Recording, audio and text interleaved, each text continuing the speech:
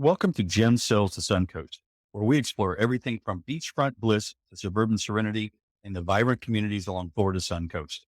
I'm your host, Jim Ahearn, and today we have a special guest joining us, Alex Krumm, broker owner of Next Home Excellence. From navigating the intricacies of local markets to uncovering hidden gems in Sarasota and Manatee counties, Alex is not only a seasoned real estate professional, but also a true advocate for the Suncoast lifestyle. With nearly 2 decades of experience and a deep connection to the area spanning over 30 years, Alex brings a wealth of knowledge as a past president of the Realtor Association of Sarasota and Manatee, named Realtor of the Year in 2022, and armed with multiple industry designations. He's here to guide us through the nuances of finding your dream home and living your best life on the Suncoast. Join us as we dive into insightful conversations about real estate trends, community insights, and how to blend the essence of this coastal paradise into your own home search. All right, folks, today I have the pleasure of having Alex Krumm with me. He is a broker of Next Home Excellence, of which I am an agent working with him and for him. He was the 2021 president of the RASM, which is the Realtor Association of Sarasota and Manatee. He's been a director of Florida Realtors. He was the RASM Realtor of the Year for 2022. He has sold over 1,000 homes. He's been in the area since 1990. So welcome, Alex, and thanks for being here. It's my pleasure, Jim. I love this. What can I do for you? Great. I wanted to pick your brain and talk about the Suncoast as a destination. You've been here for a little while. You've been through the real estate. We've gone through several different cycles. But when you look at 2008, when you look at what we went through with COVID, what we're changing around now with mortgage rates, there's been a lot of different changes going on. So getting that perspective of, hey, if you're coming to look at this area, what is there in this area? What do you look for in a home? What do you look for in location? And touch base on all of that. Yeah, absolutely. One of the things that I have found, Jim, in the time that I have been working here professionally with people who are often relocating to Sarasota is that they really come here for the lifestyle. Sarasota is great climate. You cannot beat the beaches on the Gulf Coast. They are, yes, we have a lot of beaches in Florida, and yes, they are absolutely better on the West Coast. But when people come here, it's because they're looking for a vibe. And I think people are more attracted to the lifestyle than they are the particular location. But what's really great about Sarasota, we are great on a bunch of those different lifestyles. The reason Sarasota is on the map at all is because 100 years ago, we were the winter home for the Ringling Brothers Barnum and Bailey Circus. And we still see that influence all over the place. A lot of them that I have sold here have been to people who have a lot of those circus roots. And if you go a little bit farther east here to the more rural areas, not Sarasota that you and I think of, but the more rural areas just east of us, you can still go out there and find lions roaring. There's an elephant preserve. There are people who do death-defying acts who are here. It's phenomenal for that reason. But then on top of that, Sarasota is well manicured. It's beautiful from start to finish.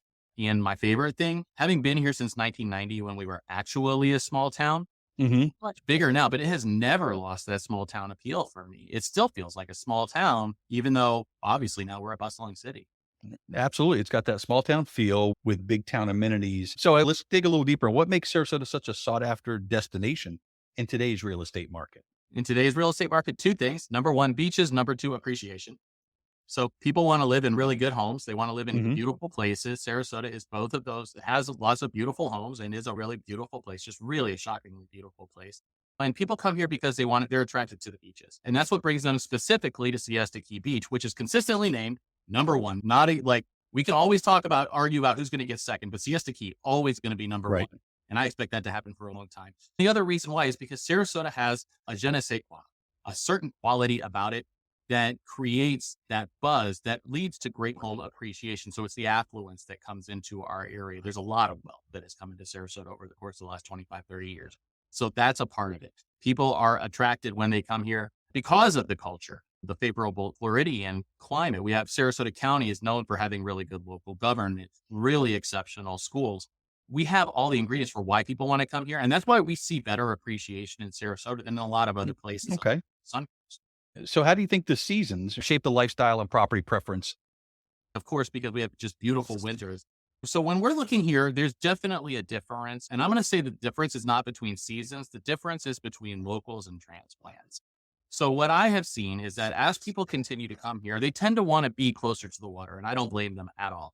where locals tend to want to stay a little bit farther east. And the reason why is because as you get a little bit closer to the water, you do get into some more of those touristy areas. And there are some beautiful areas. If you start looking west of Trail, if you start looking at our downtown areas, there's a lot of appeal for people to come there. But really, our snowbird guests are people who are only here part-time. That's where they really want to be for that lifestyle. But a lot of our locals are choosing to spread out a little bit more, and they're spreading out a little bit farther east. So what we see then is when we're in the summer, when we're in the fall, when seasons are pretty good everywhere in the United States, where summers are beautiful, when you get to Michigan, Ohio, Massachusetts, a lot of our people come from there.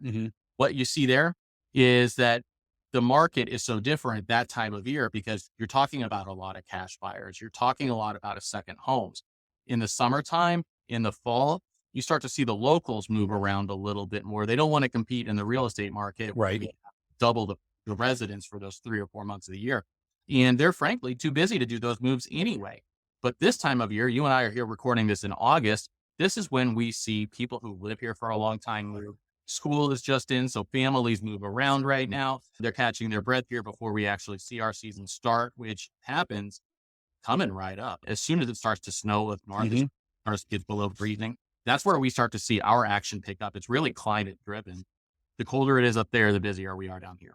No, absolutely. What types of homes are most coveted, do you think, those embracing the Suncoast lifestyle?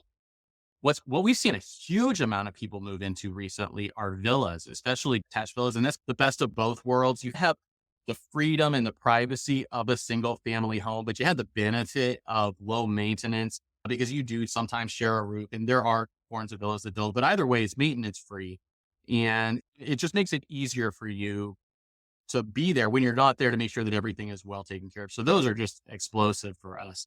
And as we've gotten a little bit busier and prices in our area have gone up because just like everywhere else in the country, our prices have gone up significantly over the course of the past few years. We're starting to see a lot more appeal for shared housing like townhouses and condos because they are affordable for people, but still really nice. And what's great about those is they tend to be really amenity rich.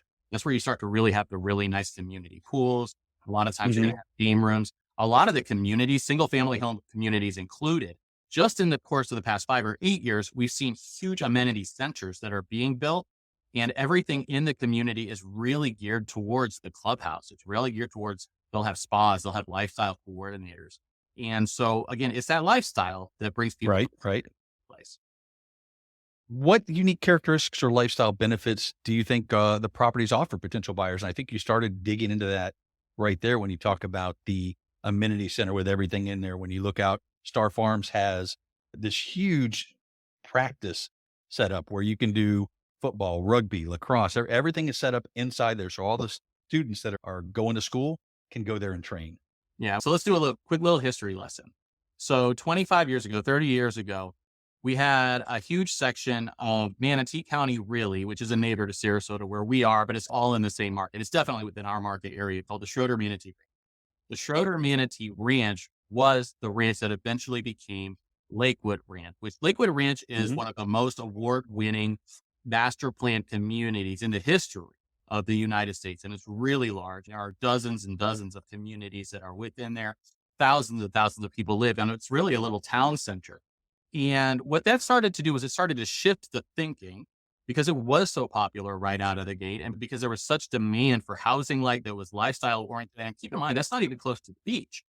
What started to happen is that other developers started to take notice. And so we went from a place where most communities had amenities that were like sidewalks. If you were lucky, they were gated. And suddenly we started looking at communities that had parks. We started looking at them that had recreational areas where families could come out to. If you start looking at Lakewood Ranch, like they have frisbee golf, they have polo grounds, they have walking trails, miles and miles, like hundreds of miles of walking trails, lots of wide open space. They're famous for having a third of their space as wide as. And the developer started to look at those amenities and started wrapping those in, saying that there's a real demand here. So we started another community, not as big as Lakewood Ranch, here in Sarasota called Village Walk.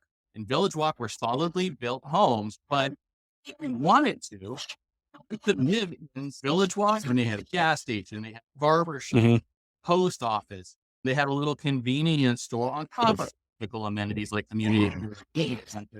What happened was, And when that happened, the developers kicked in, and we started coming now. Now we started to see the massive leak and winning becoming extremely feature rich. And because people were willing, they didn't want to just pay for them. They wanted those in the communities and they wanted that to be a part of their lifestyle. And that has never slowed down. This just never slowed down. And it doesn't matter how old you are. It does not matter the demographic that you're in. People wanted it. There was no more room there. Let's build another one with all those same things. And we just keep them going. What about up and coming neighborhoods? What are you seeing as the hidden gems on the Suncoast that are gaining popularity? Oh, so if we start looking at the Suncoast, there is a community south of us. If we were to look back, if you were to purchase into Lakewood Ranch 30 years ago, you would be sitting in a completely different tax bracket today. That has been up and coming, and the people who have lived there for the whole time, it's just wonderful. People like to live there. We have another one of those that is getting built right now just south of us called Welland Park. And Welland Park is like Lakewood Ranch, but they're exploding. One of the biggest, fastest growing communities in the history of our area because of those, the lifestyle that they're putting through. They're modeling that on Lakewood Ranch. And so Welland Park, similar to Lakewood Ranch, has a bunch of different communities. There are a bunch of different builders. There are a bunch of different price points and a bunch of different amenity levels that are built within the community. But it is also on its way to becoming its own little town center. And I expect that is an area that is going to continue to explode over time. The other thing that's happening right now, if we start to look at other areas where are really good opportunities for people to get in now, if we're looking 5 years ahead, 10 years ahead, which if you're a smart buyer, you should be looking 5 years or 10 years ahead because you shouldn't buy a home that you only want to be in for a year. The goal is to be there for a little while because that's where you make the most money. But if we start looking at some of our suburbs, if we start looking at Parrish, if we start looking at Palmetto, if we start looking at Northport, which historically for those of us who have lived here are just little satellite towns that have just been between the bigger towns, those are right now, they are becoming the suburbs for Sarasota, for Bradenton, for St. Petersburg, for Tampa, just a little bit north of us. And that's where we're starting to see some really fantastic deals take hold. There are more building permits pulled, I think, right now in Parrish and Palmetto, which are smaller towns, than in all of Sarasota and Bradenton, which are bigger towns. And it just shows you the level of growth they're going through. And that is an opportunity for a buyer to get in when the prices are here. The more that they build, the more that people move to our area, that is not going to slow down anytime soon. The higher those prices are going to go. And I expect that over time, those are going to perform well for the people who buy them. And with the lifestyle that we have down here, I would expect we're going to see a lot of the same amenities are going in. They still have the same proximity to the beach. They still have the same proximity to the cultural things that we have going on. There's a lot of upside to looking at these.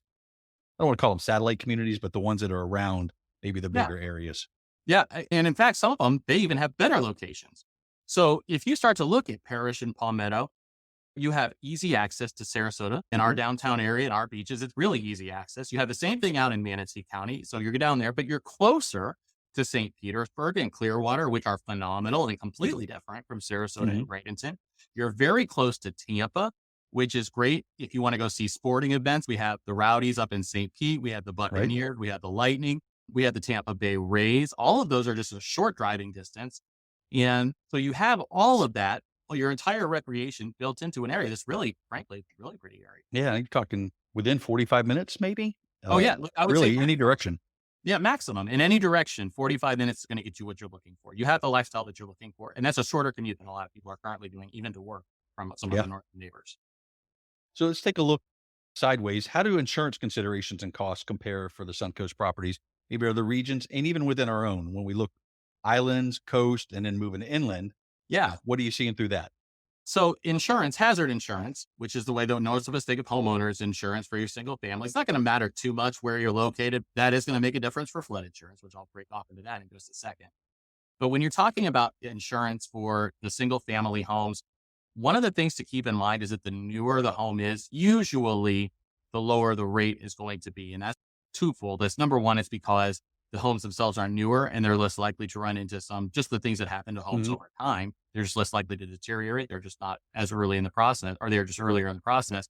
But the other reason is because the building materials themselves are better and because the codes are strict that the counties are imposing. And because of those things, insurance companies look at it and say that these homes are less of a risk. And if it's less of a risk, then that's going to lead to a lower policy. It is entirely conceivable, and it happens all the time, that a newer but more, quote, air quote, expensive home actually has a lower monthly payment because of the insurance than Mhm. some of the older homes. And that can be a pretty big. So that's just one of the things to keep in mind as you're looking at that on pricing, is to figure out what that should be a part of a due diligence period, to figure out what that's going to look like, figure out the seller's pay. Now, flood insurance is going to make a big difference. Everything should have flood insurance. Just to be really clear, every property in the state of Florida is in a flood zone, and it is advisable to get flood insurance. If you're not in a flood zone that requires insurance, like flood zone X, the policy is really low, just a few $100s per year, and you have a Mhm. lot of protection that's built in that. So I always recommend it. You should always get that.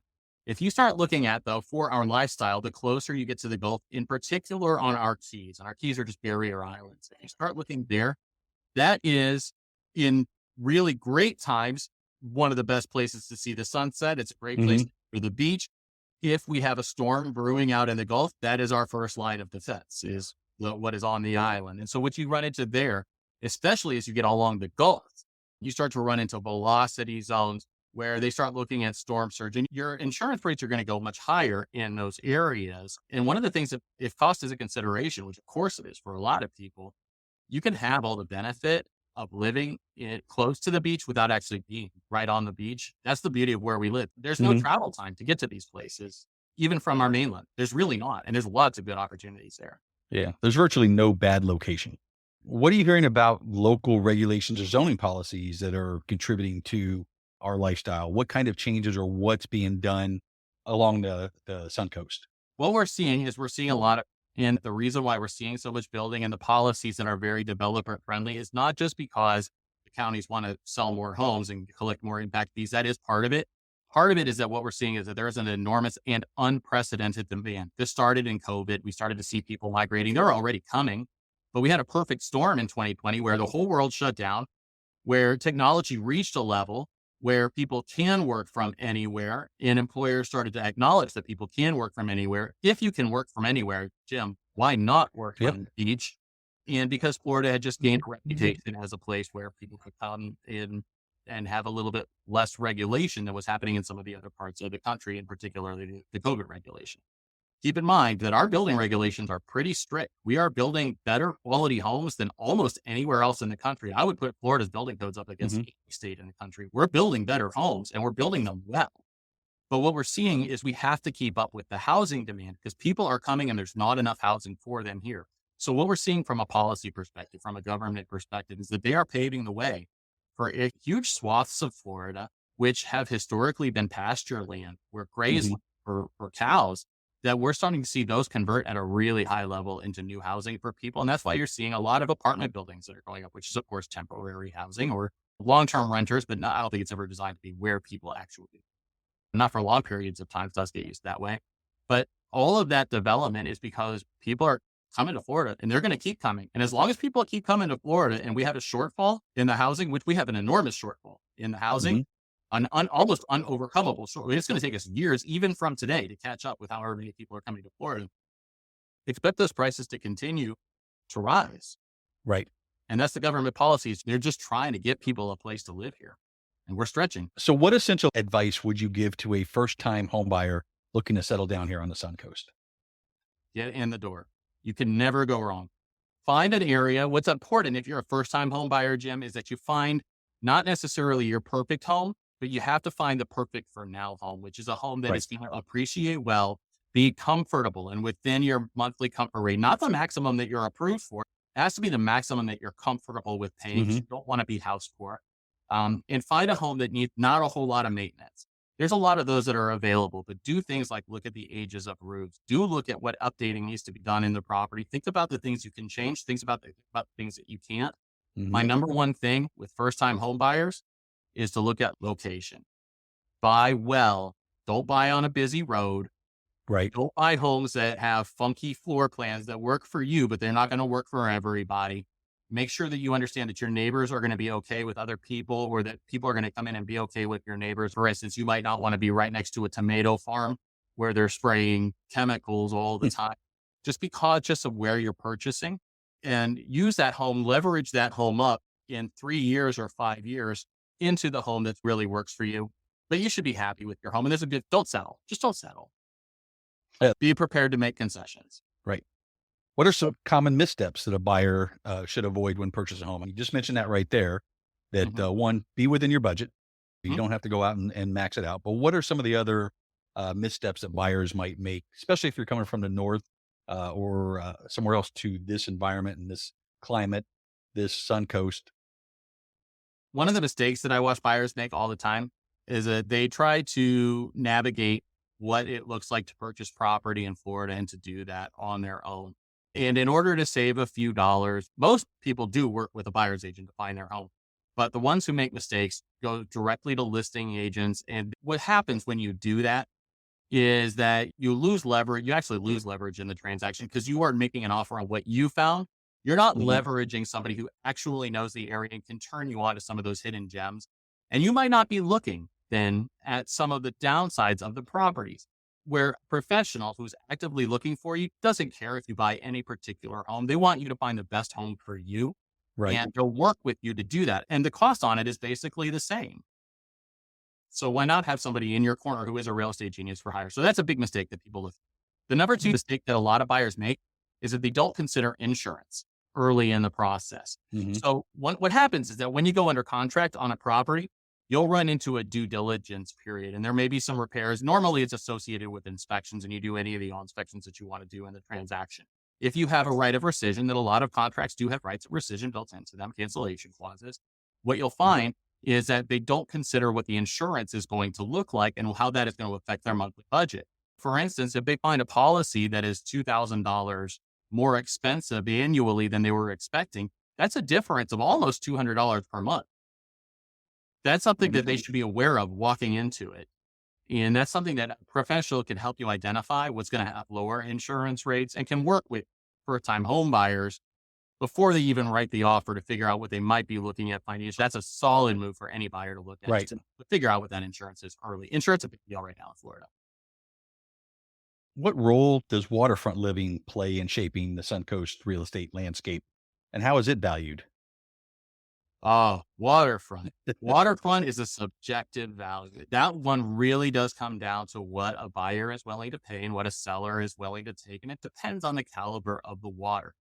If you're talking about a lake behind your place that also serves as a retention pond, that's obviously a lot different than if your backyard is actually Sarasota Bay. And so what you'll find is that water will affect your value more than any other factor because it's location. And just a direct view compared to a peak of view is going Hmm. to be a difference of at least tens of thousands of dollars. And if you start to get into the luxury market, it can easily be hundreds of thousands of dollars. And so that's one of those places, especially to have a professional helping you walk through what that looks like, who can help you do that subjective valuation. Someone's got to make an argument to the seller that it might not be worth what they think it's worth. Why is it crucial for buyers to factor in future development plans when considering property investments on the Suncoast? I haven't mentioned Starbucks at all, but there's a real estate investment rule that if you see a Starbucks go in, you want to start purchasing around there. That is a good area where, because Starbucks tries to put their buildings where they think there's going to be significant growth and significant property valuation over time. And they've gotten very famous for their ability to do that. They lead the pack.